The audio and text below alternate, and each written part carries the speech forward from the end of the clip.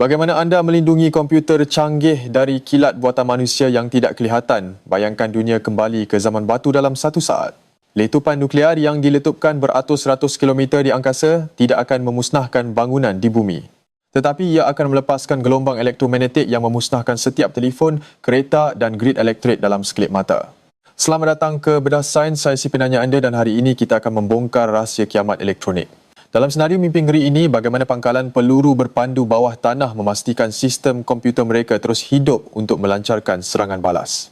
Senjata EMP adalah ancaman sebenar peperangan moden dan pertahanan terhadapnya memerlukan fizik yang luar biasa. Kita sering mendengar tentang ancaman nuklear, tetapi ancaman sekunder dari letupan altitud tinggi jauh lebih menakutkan bagi infrastruktur moden kita. Apabila letupan berlaku di luar atmosfera, ketiadaan udara bermakna tiada gelombang kejutan fizikal. Namun tenaga yang dilepaskan tidak hilang begitu sahaja. Ia berubah bentuk menjadi sesuatu yang tidak dilihat tetapi amat mematikan. Tenaga ini merambat merentasi ruang angkasa dalam bentuk sinaran gamma yang sangat bertenaga. Ini membawa kita kepada persoalan utama, apakah yang berlaku apabila sinaran ini berinteraksi dengan atmosfera bumi kita? Bagaimana struktur ketenteraan di bawah tanah mampu menahan lonjakan voltan yang boleh menggoreng seluruh benua dan melumpuhkan sistem komunikasi global secara total? Untuk memahami pertahanan mereka, kita mesti terlebih dahulu memahami senjata itu sendiri. Kita akan mengkaji fizik di sebalik gelombang EMP, meneliti bagaimana pusat arahan ketenteraan berfungsi jauh di bawah tanah dan membongkar misteri mengapa penderia haba satelit pun gagal mengesan lokasi rahsia ini. Mari kita mulakan pembedahan sains kita dengan melihat ke arah ancaman HAM. HAM bermaksud denyutan elektromagnetik altitud tinggi. Proses ini bermula dengan letupan nuklear di ruang angkasa di mana ketiadaan atmosfera membolehkan sinaran gamma bergerak tanpa halangan. Sinar gamma ini adalah foton bertenaga tinggi yang memecut ke arah bumi dengan kelajuan cahaya, membawa potensi kemusnahan yang sangat besar kepada mana-mana teknologi berasaskan silikon. Apabila sinaran gamma ini akhirnya melanggar molekul udara di lapisan atas atmosfera bumi iaitu stratosfera, satu fenomena fizik yang dikenali sebagai kesan Compton berlaku. Foton gamma bertembung dengan atom oksigen dan nitrogen memindahkan sebahagian tenaga mereka dan menendang keluar elektron dari orbit atom tersebut. Penyingkiran elektron ini berlaku dalam skala yang gergasi. Elektron-elektron yang terbebas ini dikenali sebagai elektron Compton. Mereka kini bergerak pada kelajuan yang menghampiri kelajuan cahaya memecut ke arah permukaan bumi. Jika elektron ini bergerak dalam garis lurus, kesannya mungkin terhad. Tetapi bumi kita mempunyai perisai semula jadi iaitu medan magnetnya sendiri. Medan magnet ini berinteraksi dengan elektron leju tersebut. Menurut hukum fizik elektromagnetik, cas yang bergerak merentasi medan magnet akan mengalami daya Lorentz. Daya ini menyebabkan elektron Compton membelok dan berputar mengelilingi garis medan magnet bumi. Pergerakan berpusar elektron dalam jumlah yang sangat besar ini menghasilkan arus elektrik yang sangat kuat di udara yang seterusnya menjana gelombang elektromagnetik berkuasa. Gelombang elektromagnetik yang terhasil ini memancar ke bawah menuju ke permukaan bumi. Ini adalah fasa pertama EMP dikenali sebagai E1. Denyutan E1 adalah sangat pantas, memuncak dalam masa beberapa nanosaat sahaja. Kelajuan yang luar biasa ini membolehkannya melepasi banyak sistem perlindungan kilat konvensional kerana sistem biasa tidak cukup pantas untuk bertindak balas. Komponen E1 inilah yang bertanggungjawab untuk memusnahkan litar bersepadu dan mikrochip komputer moden. Ia menyuntik voltan yang sangat tinggi ke dalam mana-mana bahan konduktif seperti antina, kabel dan juga litar bercetak di dalam telefon pintar anda. Tanpa perlindungan khusus, lonjakan voltan ini akan menggoreng komponen elektronik mikroskopik dalam sekelip mata tanpa amaran. Selepas E1, datang pula fasa E2 yang lebih menyerupai kilat semula jadi. Komponen ini berlangsung selama beberapa mikrosaat hingga milisaat. Walaupun sistem perlindungan kilat biasa boleh mengendalikan E2, masalahnya ialah peranti perlindungan tersebut mungkin telah dimusnahkan terlebih dahulu oleh denyutan E1. Oleh itu, E2 seringkali masuk dan memburukkan lagi kerosakan litar. Akhir sekali, kita mempunyai fasa E3. Ini adalah denyutan yang perlahan dan berpanjangan berlangsung dari puluhan saat hingga beberapa minit. E3 terhasil daripada gangguan dan pemulihan medan magnet bumi akibat letupan nuklear tersebut. Ia bertindak seperti ribut geomagnetik suria yang sangat kuat, menghasilkan arus teraruh geomagnetik yang mengalir melalui konduktor panjang.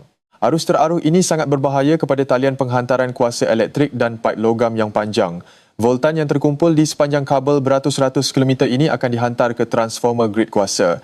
Transformer gegasi ini yang direka untuk arus ulang-alik akan mengalami ketepuan magnetik teras akibat arus terus dari E3 menyebabkan kerosakan haba yang kekal. Apabila transformer utama terbakar, seluruh grid kuasa akan runtuh, membawa kepada fenomena kiamat elektronik yang sebenar. Tanpa bekalan elektrik, stesen pam air berhenti, sistem penyejukan reaktor nuklear gagal dan rantaian bekalan terputus. Inilah sebabnya mengapa tentera membina pusat arahan bawah tanah yang kebal untuk meneruskan operasi penting semasa krisis melanda. Tetapi mengapakah chip komputer moden sangat terdedah kepada EMP? Untuk memahaminya, kita perlu melihat struktur mikroskopik mikrochip itu sendiri. Pemproses komputer hari ini mengandungi berbilion-bilion transistor yang dibungkus dalam ruang bersaiz siling. Transistor ini adalah suis elektrik kecil yang mengawal aliran elektron dan ia direka untuk beroperasi pada voltan rendah. Jarak antara komponen di dalam mikrochip moden diukur dalam nanometer, iaitu 1 bilion kali ganda lebih kecil daripada 1 meter.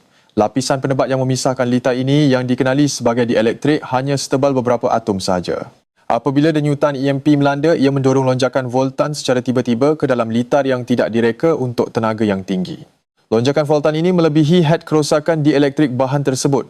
Akibatnya, arus elektrik akan menembusi lapisan penebat yang nipis itu, mencipta litar pintas mikroskopik. Apabila ini berlaku, laluan rintangan rendah yang baru terbentuk akan menarik lebih banyak arus, menyebabkan pemanasan setempat yang ekstrem. Fenomena haba pantas ini dikenali sebagai thermal runaway.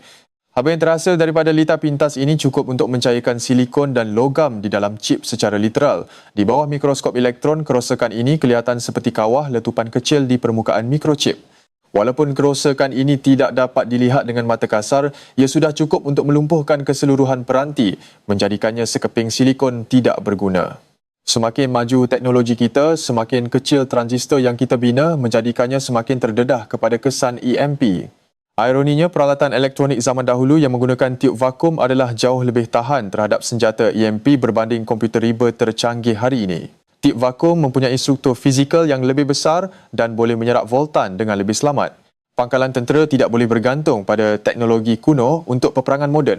Mereka memerlukan kuasa pengkomputeran yang sangat tinggi untuk menjejak ancaman, memproses data radar dan menyelaraskan pelancaran peluru berpandu. Oleh itu, mereka mesti mencari cara untuk melindungi pelayan komputer supermoden mereka daripada kesan mematikan denyutan elektromagnetik luar. Jadi, bagaimana anda melindungi sistem elektronik yang sangat sensitif ini? Jawapannya terletak pada salah satu prinsip asas elektromagnetisme yang ditemui pada abad ke-19 sangkar Faraday. Tetapi sebelum kita masuk ke dalam bungka, mari kita bincangkan satu lagi ancaman elektromagnetik geostrategik.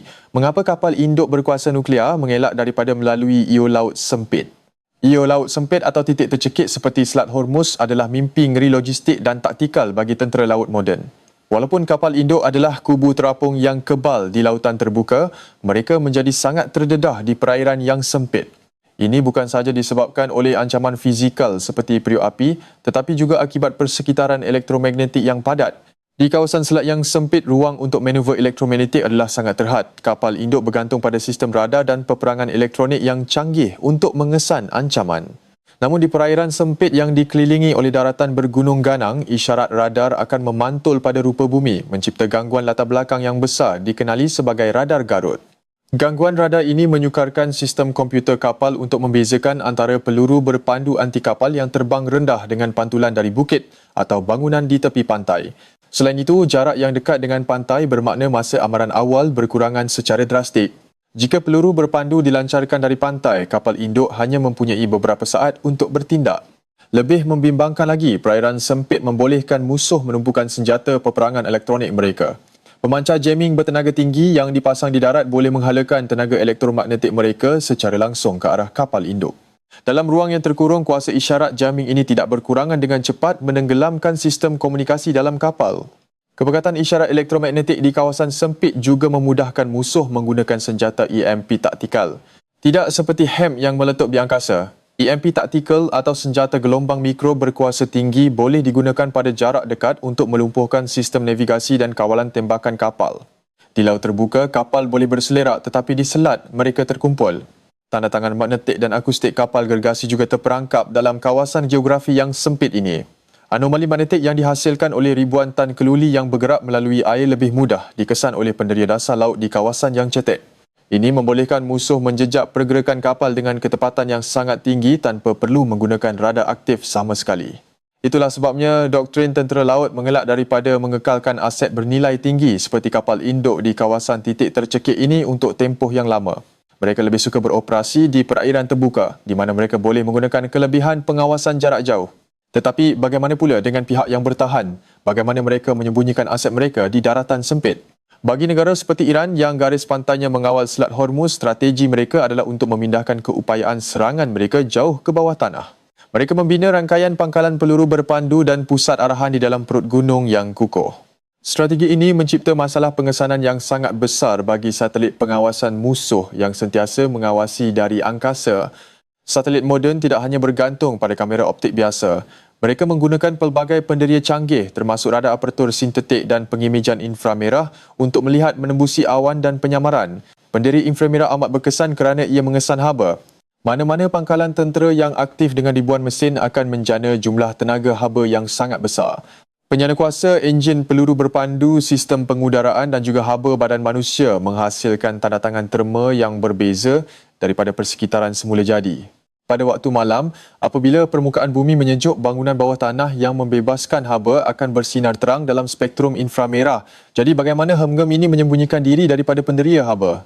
Menyembunyikan bungka gergasi daripada satelit inframerah memerlukan kejuruteraan pengurusan haba yang sangat inovatif. Penderia terma satelit sangat sensitif, ia boleh mengesan perbezaan suhu sekecil pecahan darjah Celsius di permukaan bumi. Jika sistem pengudaraan bungka membuang udara panas terus ke permukaan, ia akan kelihatan seperti suar haba yang jelas pada skrin pengendali. Untuk mengatasi masalah ini, jurutera tentera menggunakan jisim terma gunung itu sendiri sebagai penyerap haba gergasi. Daripada melepaskan udara panas terus keluar, haba dari penjana dan pusat data disalurkan melalui rangkaian paip yang panjang dan berliku-liku jauh di dalam batuan. Apabila udara panas bergerak melalui terowong ini, ia secara beransur-ansur menyejuk ke dalam batu. Batuan di bawah tanah mempunyai kapasiti haba yang sangat tinggi, bermakna ia boleh menyerap jumlah tenaga yang besar sebelum suhunya sendiri meningkat dengan ketara. Proses penyebaran haba ini mengurangkan suhu udara egzos sehingga ia hampir menyamai suhu ambien persekitaran semula jadi. Apabila udara itu akhirnya dilepaskan ke permukaan, ia tidak lagi meninggalkan tanda tangan terma. Selain itu, reka bentuk bangka sering memanfaatkan sistem akuifer atau sungai bawah tanah semula jadi. Ia adalah agen penyejuk yang jauh lebih berkesan berbanding udara. Penukar haba memindahkan haba dari sistem bangka ke dalam air bawah tanah yang mengalir. Air yang dipanaskan ini kemudiannya mengalir dan bercampur dengan jumlah air yang lebih besar, menyebarkan haba tanpa dikesan. Teknik lain melibatkan pembebasan egzos haba secara berperingkat dan tersebar. Daripada menggunakan satu bolong besar yang akan mencipta titik panas atau hotspot, udara egzos dibahagikan kepada berpuluh-puluh bolong kecil yang tersembunyi di bawah kanopi hutan, celah batu atau struktur geologi yang kompleks. Ini menyukarkan satelit membezakan haba buatan daripada variasi semula jadi. Pasukan kejuruteraan juga menggunakan cat dan bahan salutan khas pada struktur permukaan yang direka untuk mempunyai emissiviti inframerah yang sama dengan tanah dan batuan di sekelilingnya. Ini bermakna bahan tersebut memancarkan sinaran haba pada kadar yang sama seperti alam semula jadi, mengelirukan penderia satelit yang mencari anomali radiasi terma dari struktur konkrit buatan.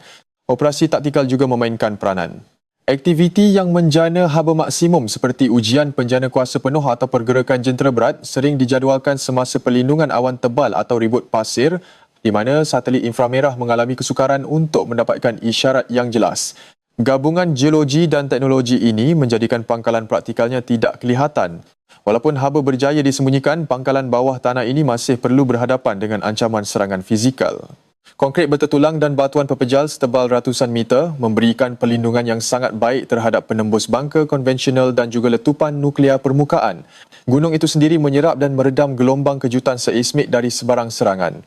Tetapi keselamatan fizikal sahaja tidak mencukupi dalam era peperangan moden. Ancaman EMP yang kita bincangkan sebelum ini tidak memerlukan letupan fizikal berhampiran bungka untuk memusnahkannya. Gelombang elektromagnetik boleh meresap masuk melalui sebarang bukaan, kabel atau paip yang menyambungkan bangka ke dunia luar. Konkrit dan batu tidak menghentikan gelombang elektromagnetik. Gelombang frekuensi rendah dari denyutan EMP boleh menembusi jauh ke dalam tanah. Jika gelombang ini mencapai komputer pelancaran peluru berpandu, seluruh pangkalan akan menjadi lumpuh, tidak kira betapa tebal perisai batu di atasnya. Oleh itu, perlindungan EMP mesti dibina secara langsung ke dalam seni bina pangkalan bawah tanah tersebut dari awal lagi, satu proses yang sangat rumit. Inilah masanya kita menyelidik konsep sangkar Faraday berskala mega. Dinamakan sempena saintis Inggeris Michael Faraday, sangkar ini adalah penutup yang diperbuat daripada bahan pengalir elektrik. Prinsip asasnya ialah apabila medan elektromagnetik luaran melanda sangkar, cas elektrik di dalam bahan konduktif akan diagihkan semula untuk membatalkan medan tersebut di bahagian dalam ruang. Hasilnya, medan elektrik luaran tidak dapat menembusi ke bahagian dalam, mewujudkan zon sifar elektromagnetik. Anda mungkin pernah mengalami kesan ini di dalam lift keluli di mana isyarat telefon bimbit anda tiba-tiba terputus. Lift bertindak sebagai sangkar Faraday yang tidak sempurna menghalang gelombang radio frekuensi tinggi, tetapi untuk menghentikan EMP nuklear, tahap berbeza. Sangkar Faraday tentera mestilah sempurna tanpa sebarang celah dan direka untuk menahan voltan berjuta-juta kali ganda lebih kuat daripada isyarat telefon bimbit. Bagaimana anda membina sangkar yang cukup besar untuk memuatkan seluruh pusat arahan, terap peluru berpandu dan kemudahan kediaman di dalam perut gunung? Mari kita terokai kejuruteraan ekstrem infrastruktur kiamat ini. Membina sangkar Faraday sebesar gunung bermula dengan penyediaan terowong. Selepas mesin pengorek gergasi memotong melalui batuan keras, permukaan terowong yang kasar diratakan dengan lapisan konkrit awal yang dipanggil shotcrete. Permukaan yang licin ini penting kerana ia menyediakan asas untuk pemasangan perisai elektromagnetik yang merupakan lapisan pertahanan terpenting pangkalan. Lapisan perisai ini biasanya terdiri daripada kepingan keluli atau tembaga berterusan yang melapisi setiap inci dinding, lantai dan sailing bunker. Tembaga adalah konduktor elektrik yang sangat baik, menjadikannya bahan yang ideal untuk menyerap dan menyebarkan tenaga EMP dengan pantas. Panel-panel logam ini bukan sekadar dilekatkan ke dinding, ia mesti disambungkan dengan ketepatan. Setiap sambungan antara kepingan logam dikimpal secara berterusan. Ini bukan kimpalan struktur biasa, ia adalah pengimpalan frekuensi radio. Sebarang celah mikroskopik, pinhole atau ritakan pada kimpalan boleh bertindak sebagai antina slot, membenarkan gelombang mikro berfrekuensi tinggi dari denyutan EMP bocor ke dalam bunker dan merosakkan peralatan sensitif di dalam. Untuk memastikan kimpalan sempurna, pasukan pemeriksa menggunakan peralatan ujian ultrasonik dan pengesan kebocoran frekuensi radio di sepanjang berbatu-batu jahitan kimpalan. Proses ini memakan masa yang sangat lama dan memerlukan kos yang astronomi. Setelah perisai logam disahkan utuh tanpa sebarang kebocoran, ia kemudiannya ditutup dengan dinding konkrit sekunder di bahagian dalam. Konsep fizik utama di sini ialah skin depth atau kedalaman kulit. Apabila gelombang elektromagnetik melanda bahan konduktif, amplitud gelombang tersebut berkurangan secara eksponen apabila ia menembusi bahan tersebut. Ketebalan logam yang diperlukan bergantung pada frekuensi gelombang EMP. Frekuensi tinggi terhenti di permukaan tetapi frekuensi rendah memerlukan lapisan jauh lebih tebal. Denyutan E1 dari EMP altitud tinggi mengandungi spektrum frekuensi yang sangat luas dari beberapa kilohertz hingga ratusan megahertz. Oleh itu, perisai mesti direka bentuk dengan lapisan pelbagai bahan. Keluli selalunya digunakan bersama tembaga kerana kebolehterlapan magnetiknya yang tinggi sangat berkesan dalam melemahkan gelombang frekuensi rendah dari komponen E3 yang merosakkan. Selain perisai berterusan, bunker ini mempunyai pintu letupan keluli gergasi. Pintu ini bukan sahaja direka untuk menahan gelombang kejutan bernilai ribuan PSI tetapi juga mesti mengekalkan integriti sangkar Faraday apabila ditutup. Pinggir pintu dipasang dengan gasket tembaga berilium yang boleh dimampatkan dipanggil finger stop memastikan sentuhan elektrik yang berterusan. Apabila pintu ditutup rapat, gasket logam ini dimampatkan melengkapkan litar elektrik merentasi bukaan terowong. Tanpa pengendap khusus ini, cas elektrik dari EMP akan melompat merentasi jurang pintu menghasilkan percikan arka yang akan memasukkan tenaga elektromagnetik terus ke ruang dalaman. Setiap kali pintu ini dibuka, integriti terkompromi jadi ia menggunakan sistem dua pintu. Sistem airlock elektromagnetik memastikan sekurang-kurangnya satu pintu sentiasa tertutup pada setiap masa tetapi sebuah bunker tidak boleh tertutup sepenuhnya seperti tin timah. Ribuan tentera dan peralatan di dalam memerlukan udara segar, kuasa elektrik dari luar semasa aman, komunikasi dan air. Setiap utiliti yang masuk atau keluar mewakili potensi lubang pada perisai pelindung ini. Inilah yang dikenali sebagai masalah kebocoran, bagaimana anda membenarkan udara dan wayar masuk tanpa membenarkan gelombang EMP yang mematikan ikut serta. Menyelesaikan masalah kebocoran ini memerlukan gabungan fizik gelombang mikro dan kejuruteraan awam yang bijak. Mari kita lihat bagaimana jurutera melindungi saluran pengudaraan di mana udara mesti melepasi tetapi gelombang dihentikan. Penyelesaian untuk pengudaraan terletak pada prinsip waveguide beyond cutoff atau pandu gelombang melepasi pemotongan. Ia adalah struktur tip logam yang membenarkan bendalil seperti udara mengalir melaluinya tetapi secara fizikal menghalang gelombang elektromagnetik di bawah frekuensi tertentu daripada melaluinya. Secara asasnya, ia adalah penapis geografi mekanikal yang sangat efisien. Untuk saluran udara yang besar, jurutera menggunakan struktur penapis sarang lebah logam. Penapis ini terdiri daripada beribu-ribu tiub heksagon kecil yang dipatri bersama. Dimensi setiap tiup, terutamanya nisbah panjang kepada diameter, dikira dengan teliti. Selagi panjang tiup adalah sekurang-kurangnya 4 kali ganda diameternya, gelombang EMP tidak dapat merambat melaluinya. Apabila gelombang elektromagnetik cuba memasuki lubang pengudaraan, ia terperangkap di dalam struktur sarang lebah ini. Tenaga gelombang tersebut dipantulkan ke belakang dan ke hadapan di dalam dinding tiup logam dan dengan pantas ditukar menjadi sejumlah kecil haba yang tidak berbahaya sebelum ia sempat mencapai hujung tiup. Udara bagaimanapun mengalir dengan bebas tanpa halangan. Masalah seterusnya adalah kabel utiliti seperti bekalan kuasa luaran. Wayar logam panjang bertindak sebagai antena gergasi yang menangkap tenaga EMP dan mengalirkannya terus ke dalam bangka. Untuk menghalang ini, semua kabel yang memasuki zon selamat mesti melalui siri penapis gangguan elektromagnetik atau EME yang sangat berat terletak di titik masuk khusus yang dikawal ketat.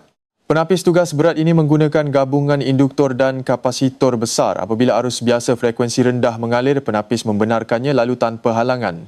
Tetapi apabila penapis mengesan lonjakan voltan frekuensi tinggi yang pantas dan melampau dari EMP, induktor menahan perubahan arus secara mendadak, manakala kapasitor menyalurkan tenaga tersebut dengan selamat ke pembumian. Selain penapis pasif, jurutera memasang peranti pelindung lonjakan aktif seperti MOF atau Metal Oxide Varistors. Dalam keadaan normal, peranti ini bertindak sebagai penebat. Tetapi apabila voltan melebihi ambang bahaya, rintangan MOV menurun kepada hampir sifar dalam masa nanosaat, memendekkan lonjakan voltan terus ke tanah sebelum ia sempat merosakkan peralatan elektronik di dalam. Pembumian untuk penapis gergasi ini tidak boleh sekadar batang kuprum biasa yang ditanam di dalam tanah. Oleh kerana arus dari letupan EMP sangat besar, pangkalan ini menggunakan rangkaian pembumian ekuipotensi berskala mega.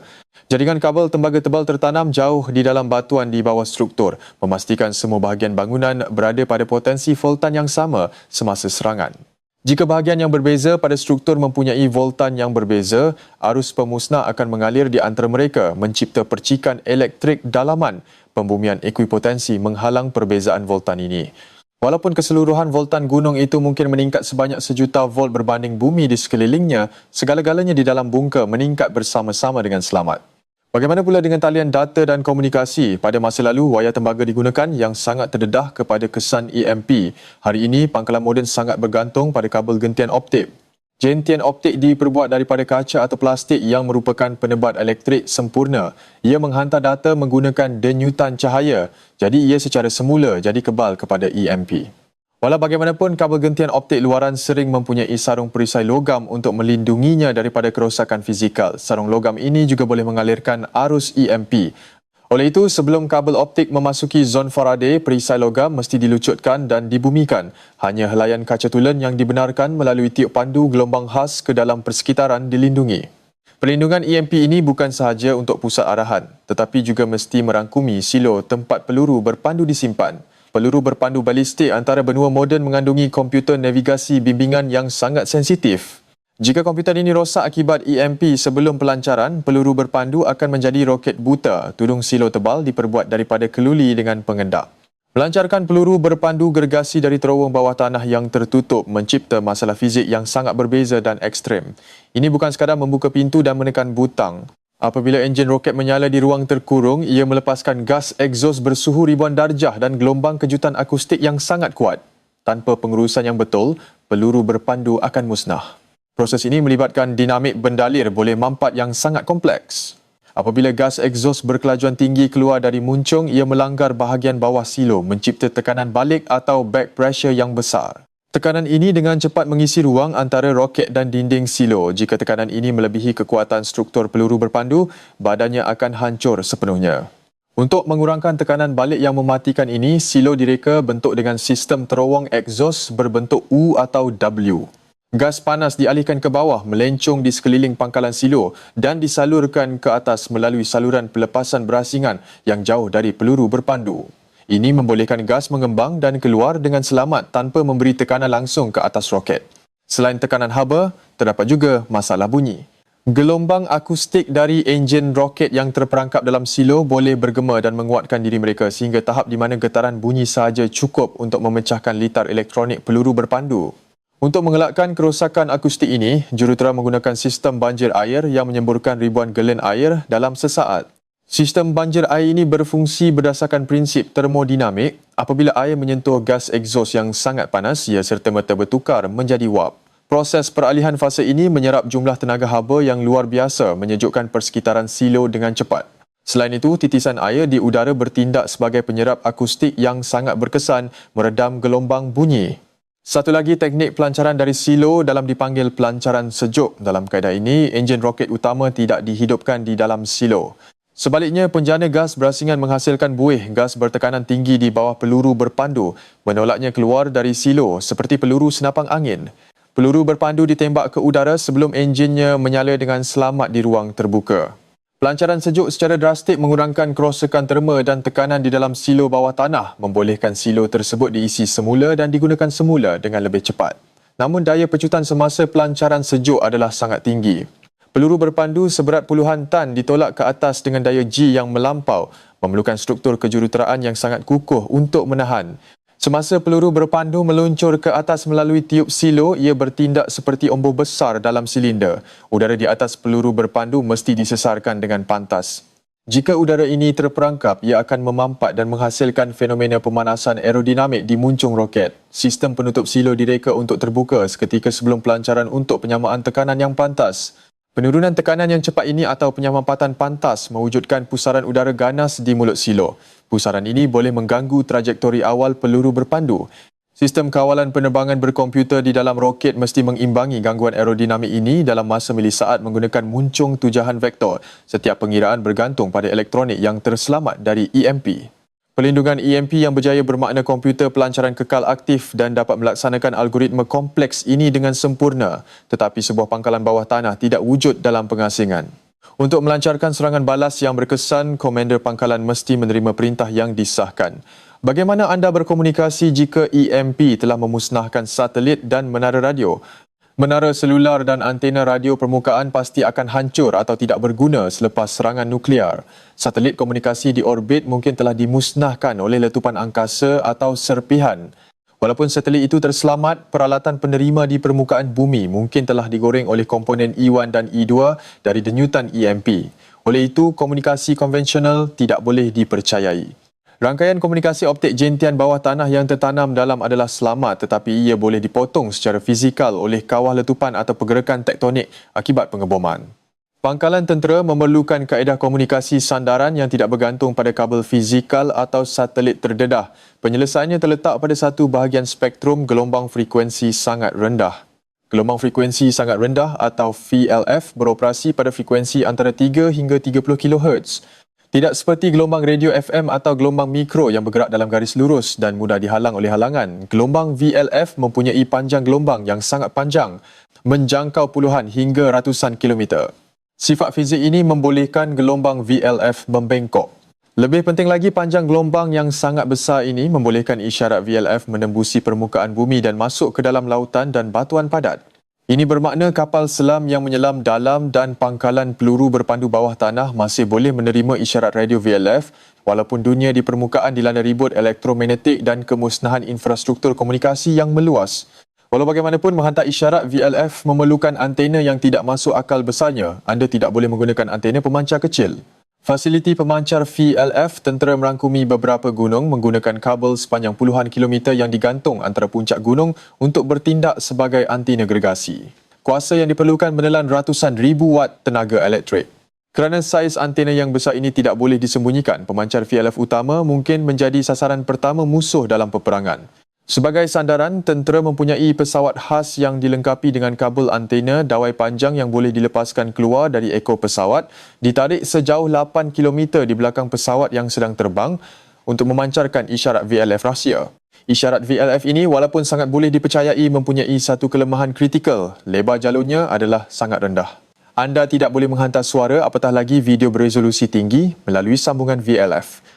Komunikasi dihadkan kepada penghantaran teks yang perlahan, mungkin hanya beberapa bit sesaat. Perintah pelancaran dihantar sebagai kod abjad angka ringkas yang disulitkan. Apabila antena penerima bawah tanah yang tersembunyi menangkap isyarat VLF yang lemah ini dari batuan sekeliling, ia disalurkan ke komputer penyasulitan di dalam sangkar Faraday. Komputer ini mengesahkan keaslian kod tersebut. Jika kod pelancaran nuklear disahkan, protokol hari kiamat diaktifkan. Komunikasi yang perlahan tetapi pasti ini adalah kunci terakhir yang melengkapkan sistem. Tetapi bagaimana tentera tahu semua sistem pelindungan EMP yang kompleks ini benar-benar berfungsi? Anda tidak boleh meletupkan senjata nuklear di angkasa setiap kali anda ingin menguji bunker. Ia melanggar perjanjian antarabangsa dan akan memusnahkan satelit awam. Oleh itu, jurutera mesti meniru kesan EMP secara artifisial menggunakan mesin penjana denyutan raksasa di kemudahan ujian.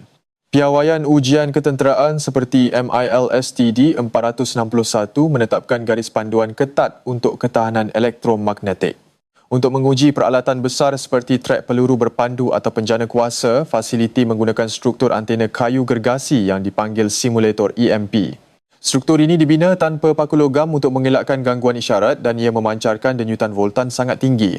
Simulator ini menggunakan pemampat flux letupan atau bank kapasitor MUX untuk membina caj berjuta-juta volt, kemudian melepaskannya melintasi antena yang dipasang di atas peralatan ujian.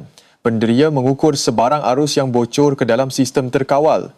Jika sebuah trak peluru berpandu terhenti atau komputer kawalannya bersemula semasa ujian, komponen tersebut gagal dan mesti direka semula.